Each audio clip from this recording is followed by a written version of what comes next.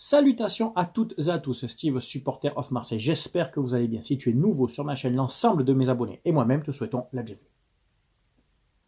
Ici, on parle foot. On va débriefer, analyser ce match ensemble. AEK Athènes, Olympique de Marseille. 4e journée de phase de poule d'Europa League. Victoire là-bas 2-0 à Athènes. Allez, c'est parti. Tenez les Lyonnais. Mouchoir.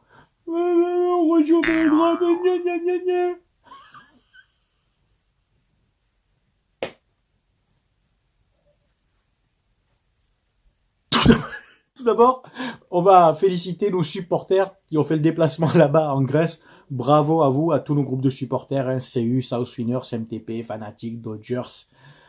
Voilà, tous les groupes de supporters, bravo à vous.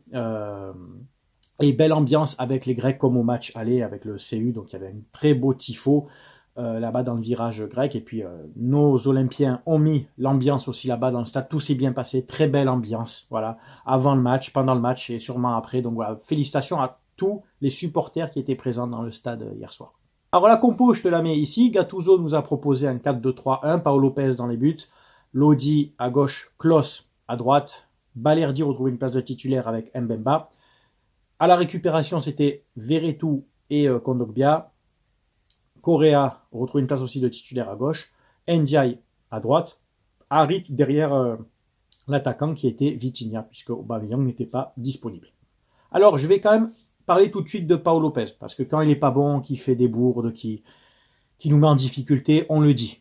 Mais là, il faut reconnaître, les gars, hier, il a fait un super match. Paolo Lopez a fait un très grand match, et là, il a fait un match où il a été décisif. Il a fait des arrêts plus que décisifs à certains moments du match, notamment en deuxième mi-temps, où on était acculé par les offensives grecques.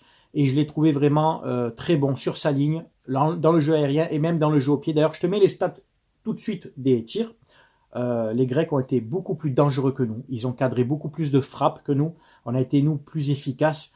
C'est un match que l'on gagne parce qu'on a été donc plus efficace, avec un bon gardien, parce que c'est bateau ce que je veux dire, c'est très cucu, mais pour gagner un match de football, il te faut marquer des buts plus que l'adversaire, ça tu as compris, mais surtout avoir un bon gardien, les postes clés, très bon gardien, très bon attaquant. Si déjà tu as ça, tu as déjà 50% qui est fait. Des gens décisifs à des postes décisifs, c'est-à-dire marquer des buts et ne pas en prendre. Bien entendu, la défense aussi a fait un bon match. Mbemba, Balerdi, notamment Mbemba, on a retrouvé presque le Mbemba de la saison dernière, déjà buteur, sur un corner tiré par Klos. Il s'élève bien haut, tête piquée, et il ouvre le score courant de première mi-temps.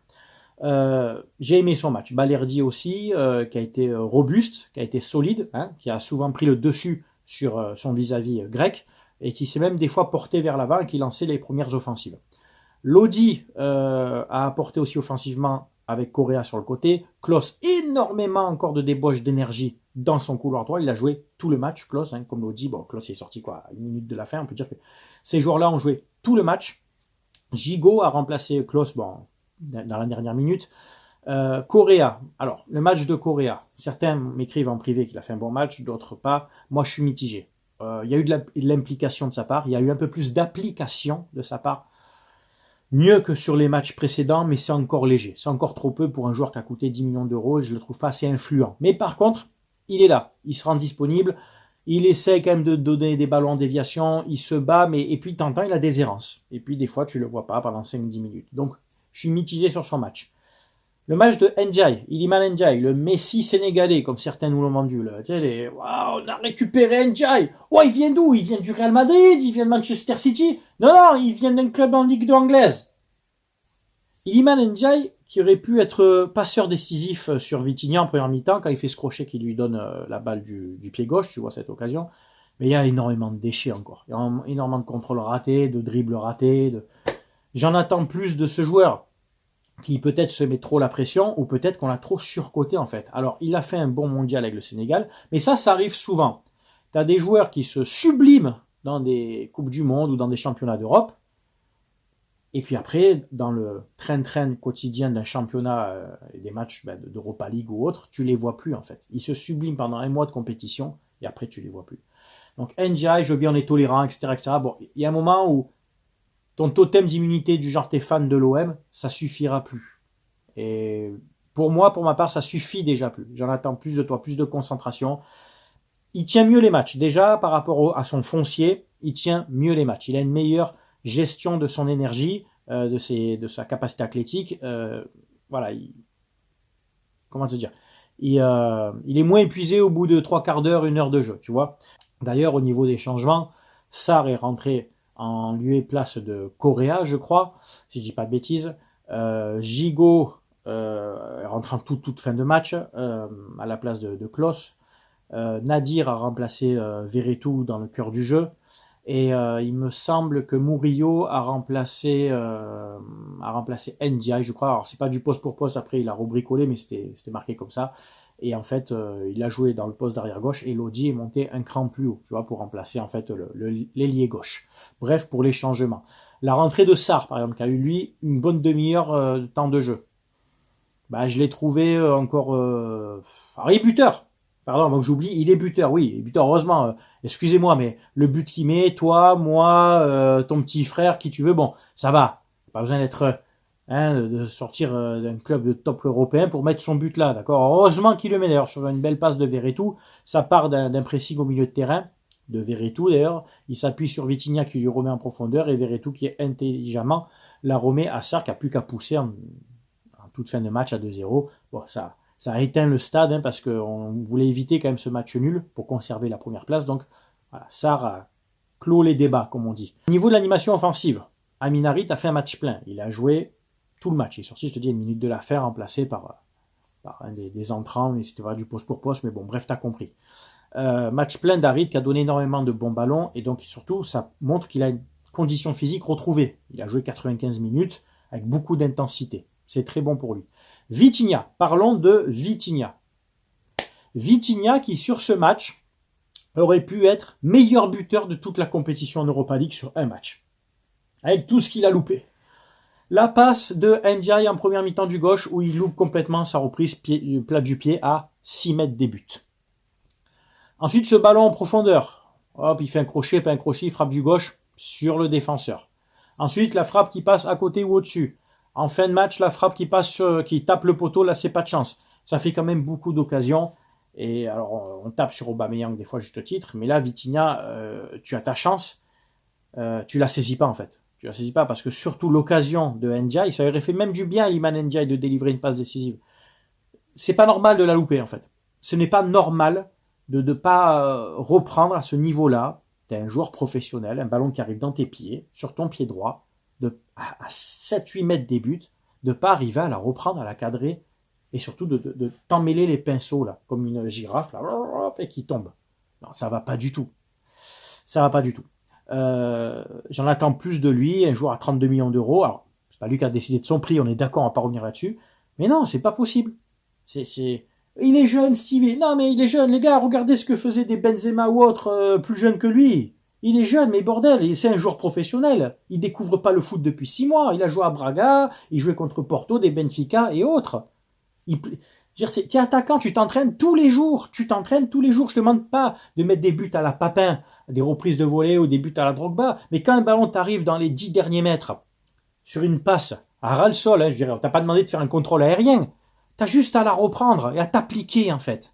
C'est compliqué quand t'es supporter d'une équipe de voir ton attaquant faire ça. Je te jure que c'est très frustrant parce que tu te dis presque, mais putain, je pourrais faire mieux.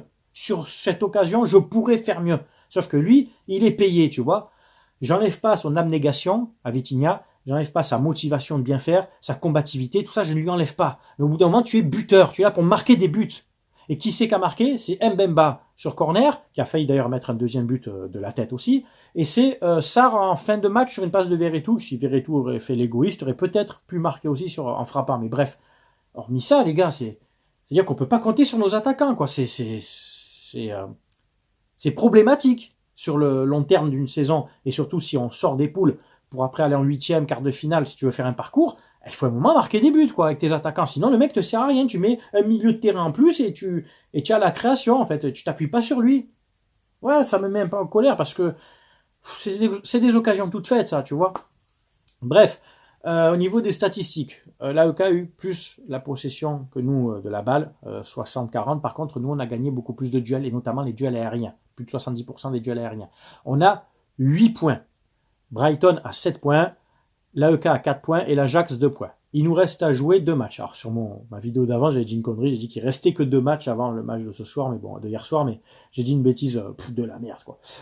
Il nous reste 2 matchs, 6 points à prendre. Pour être sûr d'être au moins deuxième, il nous faut 4 points. Mathématiquement, tu es tranquille. Je crois même avec 2 points, parce que même si l'AEK gagne ces 2 matchs, ça leur fait 10 points, nous 10 points aussi, mais comme on les a battus en confrontation directe, il me semble que c'est ça qui prime d'abord. Il me semble. Hein. Tu me diras si c'est juste ou pas.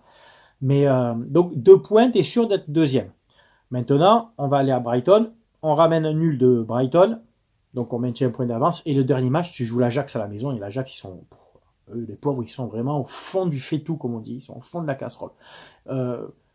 J'espère, et j'envisage une victoire contre l'Ajax, hein, pas déconner, donc ça veut dire qu'en gros, tu prends un nul à Brighton, et tu es sûr d'être premier du groupe, et ça t'évite, en étant deuxième, un potentiel tour préliminaire, ou je sais pas trop quoi, contre un sortant de Ligue des Champions, enfin tu vois. Donc, bon, évitons tout ça, hein, évitons les problèmes.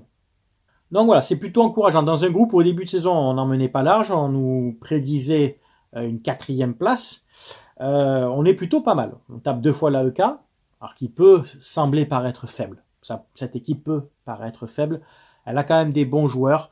Moi je trouve qu'on a produit du jeu quand même. Alors c'est sûr que c'est pas du niveau des bonnes équipes de Ligue 1, l'AEK, mais on a quand même produit du jeu qu'on ne voit pas des fois en Ligue 1, et c'est bien. C'est bien pour la confiance, c'est bien pour Gattuso qui impose une certaine dynamique, qui impose un fond de jeu, moi qui me plaît quand je vois certaines phases de jeu, on sent qu'il y a quand même du travail derrière, hein, même si tout n'est pas parfait, mais il y a du travail.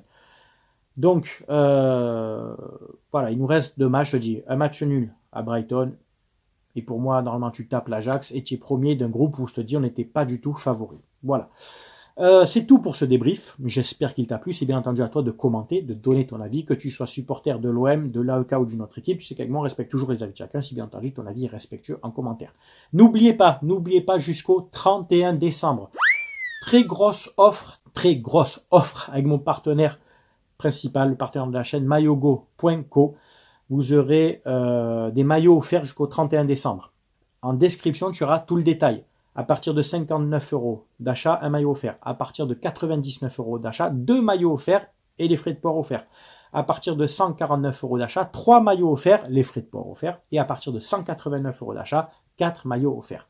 Pour les maillots offerts, c'est que les maillots des clubs ou des nations de la saison 2023-2024. Pas la peine de me demander si on peut avoir un maillot vintage ou quoi que ce soit. Le maillot vintage, tu l'achètes, ça fait partie de tes 59, 99, 149 ou 189 €. Mais les maillots offerts, c'est ceux de la saison 2023-2024. Sans patch, sans flocage. Maillot, voilà, maillot simple.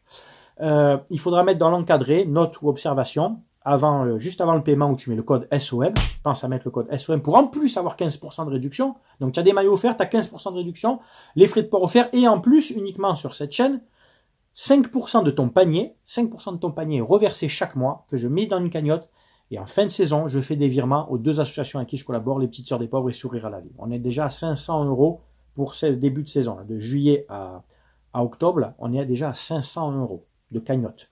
Et depuis 3 ans que je collabore avec eux, on est déjà à 4000 € de dons. Donc, tu vois, on continue, on lâche pas le combat. Donc voilà, vous mettez dans l'encadré notes et observations les maillots que vous voulez. Par exemple, OM domicile 2023, et n'oubliez pas de mettre la taille M, L, XL, ce que tu veux. Mais marquez bien le maillot que vous voulez, domicile extérieur et la taille. Sinon, lui, il ne peut pas deviner. Voilà. Je vous souhaite de passer une très bonne semaine. On se voit très bientôt pour le prochain débrief. Portez-vous bien, c'était Steve, supporter of Marseille. À bientôt. Ciao, ciao tout le monde.